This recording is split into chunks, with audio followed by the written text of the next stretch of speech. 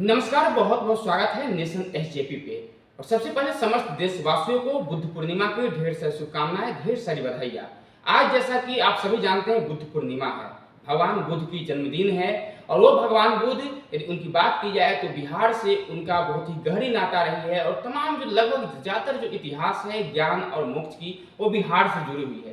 तमाम बातों पर चर्चा करने के लिए हमारे साथ भगवान बुद्ध के अनुयायी, यानी कि कह सकते हैं बौद्ध धर्म के अनुयायी डॉक्टर अभिषेक जी हमारे साथ हैं। सर, बहुत बहुत स्वागत हमारे चैनल पे। सबसे पहले तो आपको ढेर सारी बधाई, शुभकामनाएं, क्योंकि आप भगवान बुद्ध को, और आप क्या पूरे देश मानता है, देश के बाहर भी मानते हैं। तो सबसे पहले तो आप बधाई के पात्र हैं कि आप उनके बड़े अनुयायी हैं। हमेशा उनकी आप जो ज्ञान है उनको लेकर के हमेशा समाज में एक मैसेज देने की कोशिश करते हैं। तो इसके लिए सबसे पहले आपको शुभकामनाएं, बधाई। और आज भगवान बुद्ध के बारे में हम आपसे जानेंगे और आपसे हम जानना चाहेंगे कि उनके विचारों को आप किस प्रकार से जनता के बीच में रखेंगे ताकि लोगों के बीच में एक अच्छा मैसेज है। तो सर, सबसे पहले हम आपसे शुरू करेंगे कि भगवान बुद्ध की जन्म से लेकर के उनकी जो कुछ कहानियां रही है, वो किस प्रकार से सिद्धार्थ नामक व्यक्ति बुद्ध बनते हैं, थोड़ी सी उस पर आप बताएं सर। देखिए, पहले तो मैं सभी दर्शकों को प्रणाम करता हूँ और धन्यवाद करता हूँ हमारे रिपोर्टर और चैनल को कि जिन्होंने मुझे मौका दिया है अपनी बातों को रखने के लिए।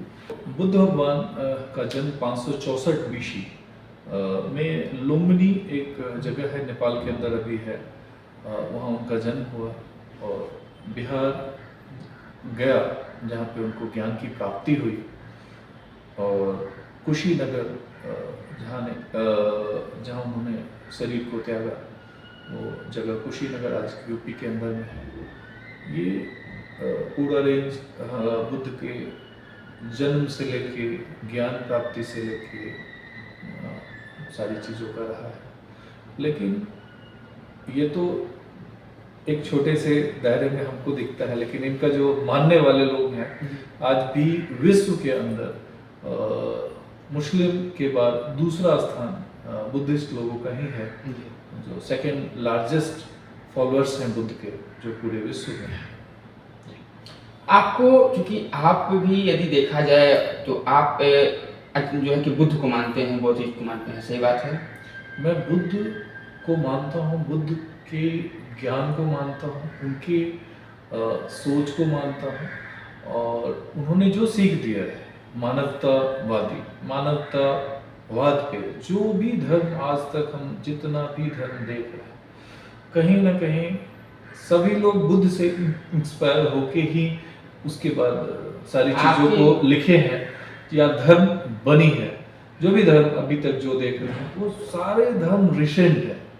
वो बुद्ध ने एक मार्ग दिखाया है लोगों को कि जीवन किस प्रकार से जीनी चाहिए। लेकिन समय बदलता गया, धीरे धीरे लोगों ने अपनी अपनी व्यवस्था, अपने अपने सोच के हिसाब से अलग अलग धर्म को बनाया है।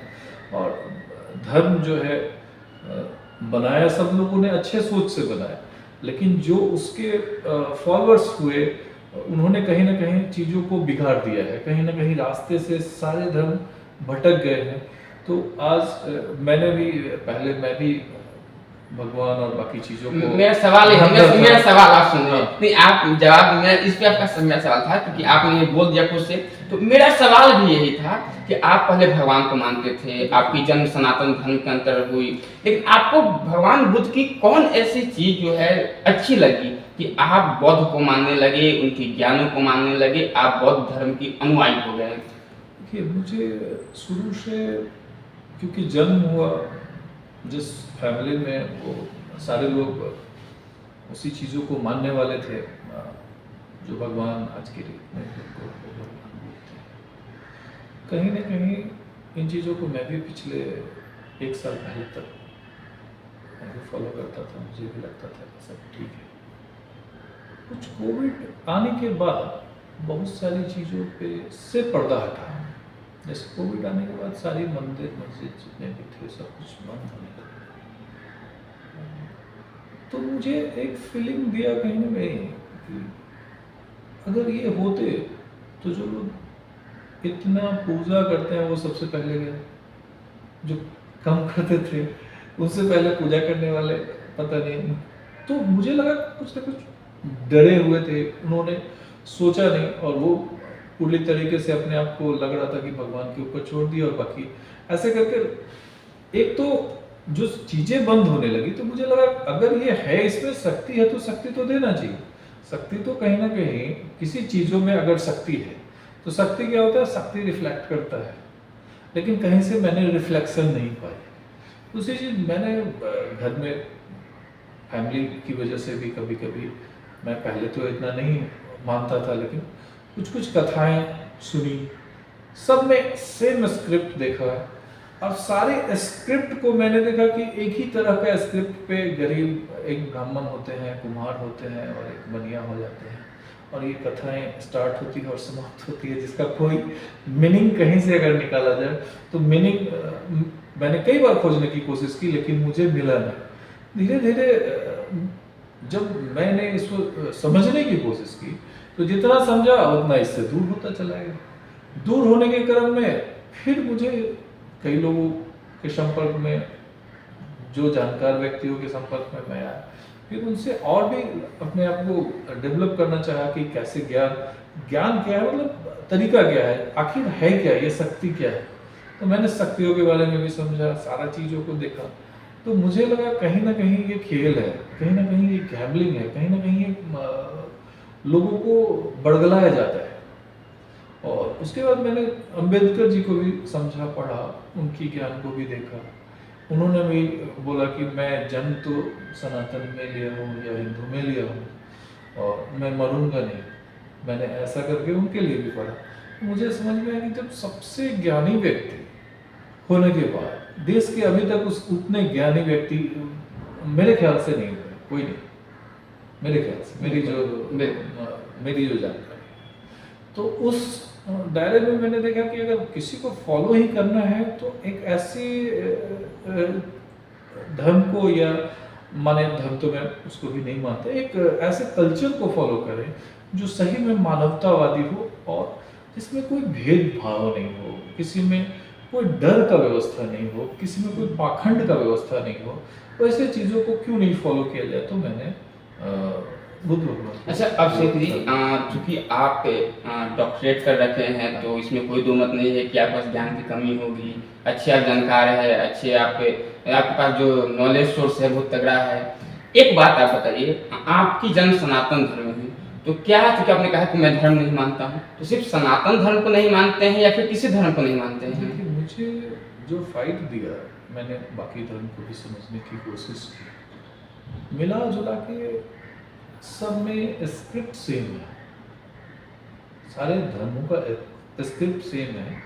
एक वर्ग है जो संचालन करता है, दूसरा वर्ग उसको फॉलो करता है। तो संचालक और फॉलोअर्स में जो मैंने कॉम्बिनेशन देखा है, वो कहीं ना कहीं विद्वेष पैदा करता है, कोई एक नहीं है। जैसे फॉलोअर्स का मतलब है कि मैं अगर किसी को मानता हूँ तो सबको मानना चाहिए, इसमें किसी को देखता हूँ अप है कि कोई डाउन है वहाँ पे।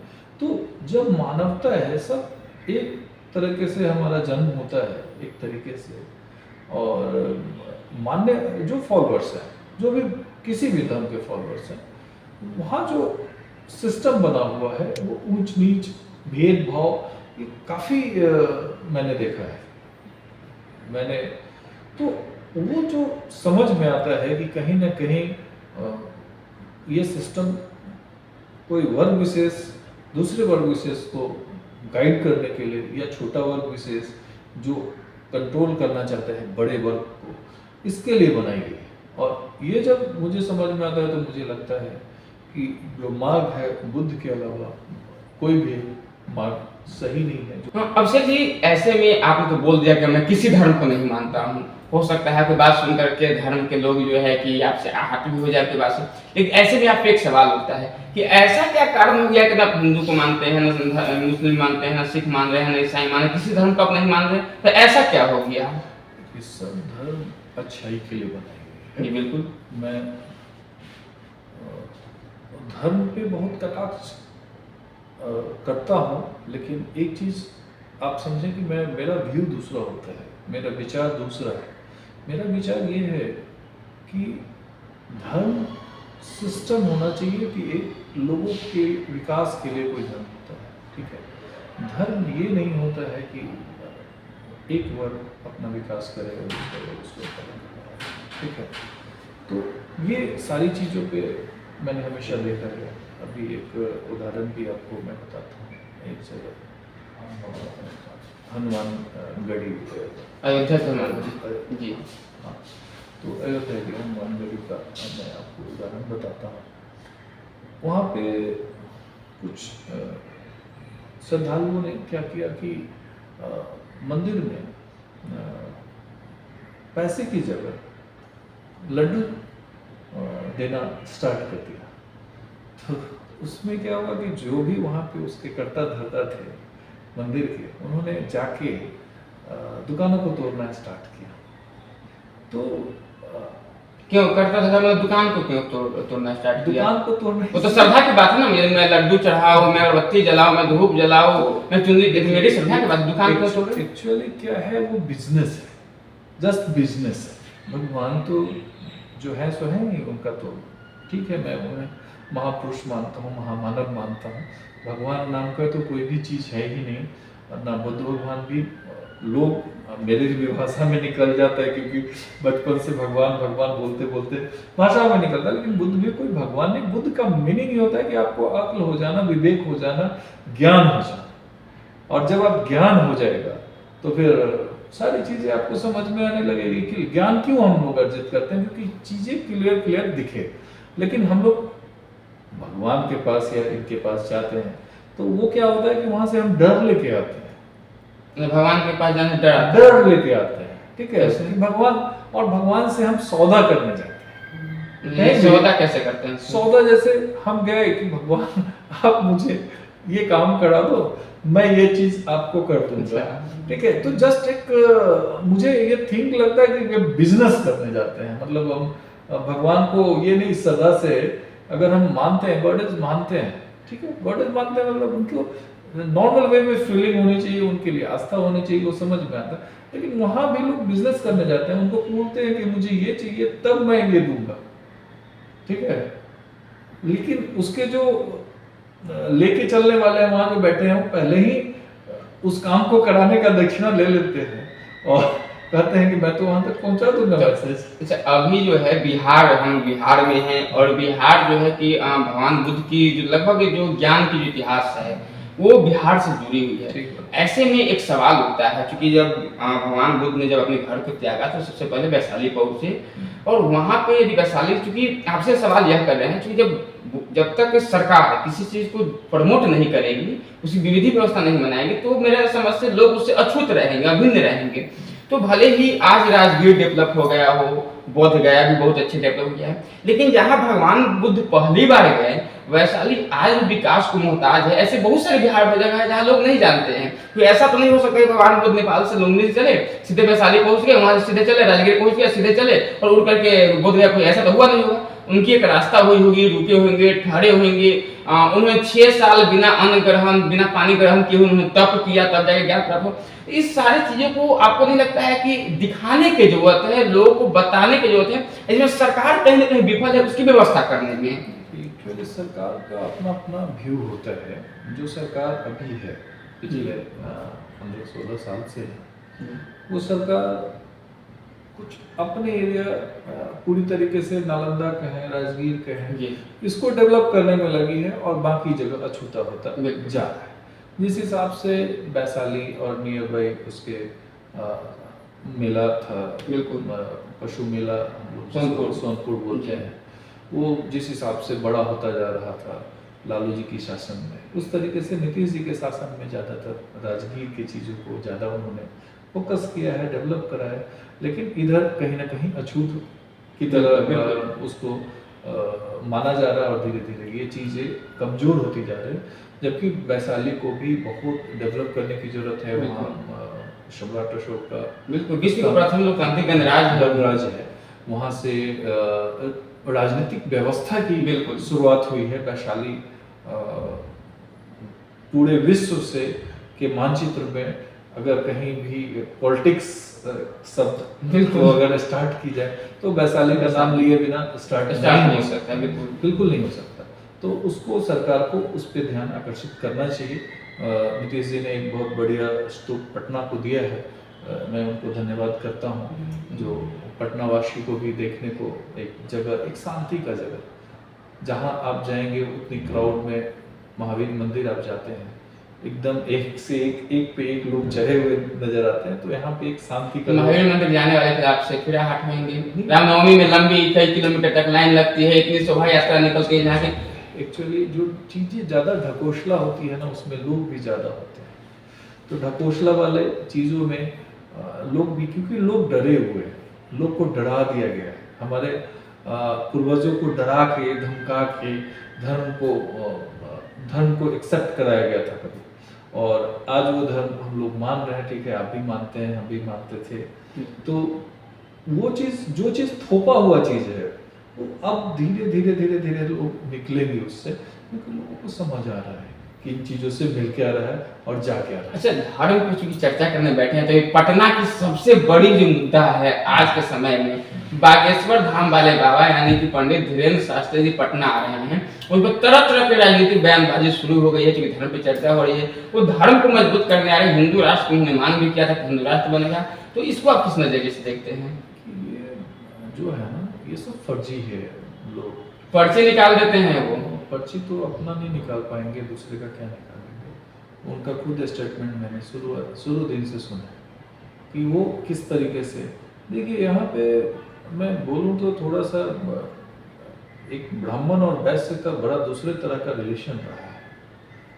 उन्होंने खुद कहा कि मैं एक वैश्य से 1.5 लाख रुपए का उधारी लेके एक अनुष्ठान किया, और वो पहला अनुष्ठान था उनका। अब वो अनुष्ठान धीरे धीरे क्या होता है, ढकोसला सबसे ज़्यादा जल्दी फैलता है।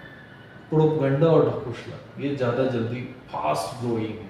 जैसे आसाराम बापू थे, तो उनके यहाँ मोदी जी भी उनके चरण स्पर्श करते थे और बाकी चीज़ करते थे। बाद में पाया, कहता है खोदा पहाड़ और निकली चुईया, वही निकलता है ये लोग। ठीक है, तो उनको आज कहाँ पे है उनका जगह आपको भी मालूम है, और किस केस के लिए उनका जगह है वो भी मालूम है। वो भी अपने आप को इसी तरीके का गॉड कहते थे जी। ठीक है, और ये सब जो नकली गॉड है, इनसे कुछ होना जाना नहीं, किसी का भला नहीं होना है। अगर इनको कुछ करना है तो ये बात करे शिक्षा की। ये तो विरोध करते हैं, एक दूसरे में तनाव, एक धर्म दूसरे धर्म से तनाव पैदा कराते हैं। इनका धर्म से कोई नाता नहीं है, ये अपना बिजनेस कर रहे हैं। लोगों को समझना चाहिए कि ये बिजनेस कर रहे हैं। और अभी भी जो नौबतपुर में लोग इसका अनुष्ठान करा रहे, जो भी वर्ड इसको दें, तो ये लोग वो अपना बिजनेस करने के लिए गांव गांव में डबली बजा के चंदा वसूली कर रहे हैं। लोगों को पैसा जबरदस्ती या विवेक से या उनसे जबरदस्ती करके पैसा ली जा रही है। तो कहीं ना कहीं धर्म के नाम पे जो ढकोसला, मैं बोलूँ तो बुरा नहीं लगेगा, वो सेम चीज़ फिट बैठता है उस जगह के लिए और वैसे लोगों के लिए। तो जो तेज प्रताप यादव बयान दिए हैं कि यदि वो बिहार आते हैं और यदि हिंदू मुस्लिम करते हैं, ऐसा बयान देते हैं, तो उन्हें पटना एयरपोर्ट पर ही रोक दिया जाएगा। इसके विरोध में तमाम स्वर्ण समाज ने और कई जो राजनीतिक पार्टियां उन्होंने डंके की चोट लगाया। किसी की हिम्मत है तो बागेश्वर बाबा को रोक कर दिखाएं। कि कोई स्वर्ण समाज की बात तो मैं नहीं कहूँगा जो इस तरीके की चर्चा को कर रहा है। प्लस है कि तेज प्रताप ने कहने का तरीका उनका गलत हो सकता है, लेकिन तो मीडिया बयान देगा नहीं, कहने का तरीका गलत हो सकता है, लेकिन मैं उनकी बात का समर्थन करता हूँ। समर्थन इसलिए करता हूँ कि किसी भी धर्म को, किसी भी धर्म की से उसकी बुराई करना, उसका भेदभाव कराना बिल्कुल कहीं से जायज, बिल्कुल कहीं से जायज। हिंदू राष्ट्र बनाने को मांग करेंगे आएंगे तो अपना घर को पहले अपनी सिस्टर को वापस हिंदू में शादी करा दे और अपने घर को हिंदू राष्ट्र बना ले, हिंदू घर बना ले, उसके बाद राष्ट्र के लिए सोचेंगे। मैं मानता हूँ। तो आप बागेश्वर के वाहन तक चले गए? बिल्कुल जाना चाहिए, लोगों को समझना चाहिए। क्या क्या दिक्कत क्या है? क्या उनकी बहन की शादी हिंदू में नहीं हुई है क्या? मुझे तो मालूम है कि उनके धर्म बहन की शादी मुस्लिम धर्म में किसी ने कराया है। उन्होंने खुद भी स्टेटमेंट दिया है रजत शर्मा के केस में। रजत शर्मा के चैनल पे जो उन्होंने ये बातें स्वीकार की। चलिए, बहुत बहुत धन्यवाद। हमारे साथ डॉक्टर अभिषेक जी थे और आज बुद्ध पूर्णिमा है तो बौद्ध धर्म पे बातें हुई, तो भगवान बुद्ध की जो शिक्षा नीति थी उस पर बातें हुई और आखिर वाकई में इन्होंने बताया कि बुद्ध का अर्थ बुद्धि से है, और यदि आप बुद्धि से अगर बुद्धि होती है तो आप समझिए आप भी बुद्ध है और आप भी बुद्ध बन सकते हैं बुद्धि ग्रहण करके अभिषेक जी के अनुसार। लेकिन सबसे बड़ी बात, अक्सर धर्म को ये धंधा बताते हैं, धर्म पे तीखा टिप्पणी करते हैं, धर्म को नहीं मानते हैं। और ऐसा नहीं कि एक धर्म को, ये किसी धर्म को नहीं मानते हैं और सीधे तौर पे धर्म को धंधा बताते हैं। और जहां तक बात है हिंदू राष्ट्र की, जिन्होंने जिसे बागेश्वर धाम वाले बाबा यानी कि पंडित धीरेन्द्र शास्त्री जी ने मान किया है कि हिंदू राष्ट्र बनेगा, क्योंकि पटना और बिहार में राजनीतिक सरगर्मी हो गई है बागेश्वर बाबा को आने से। कई प्रकार की चर्चाएं हो रही है, लगातार आपको हम तमाम खबर पहुंचाते रहेंगे। तब तक के लिए बने रहे नेशन एसजेपी के साथ। धन्यवाद।